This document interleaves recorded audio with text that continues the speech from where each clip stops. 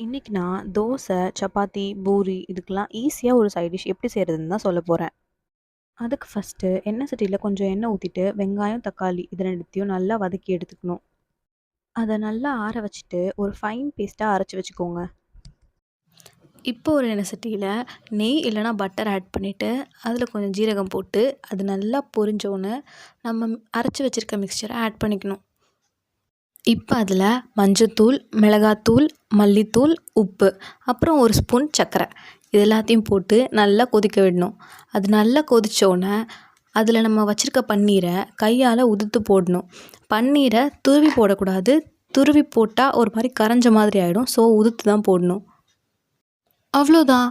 இப்போ நல்லா கொதிக்க வச்சு எடுத்தா சூப்பராக ஈஸியாக சப்பாத்தி, தோசைக்கெலாம் ஒரு சைட் டிஷ் ரெடி. இது என்னோடய ஸ்டைலில் நான் பண்ணது. எப்படி இருக்குன்னு ட்ரை பண்ணி பார்த்துட்டு சொல்லுங்கள். அப்படியே சப்ஸ்கிரைப் பண்ணிக்கோங்க.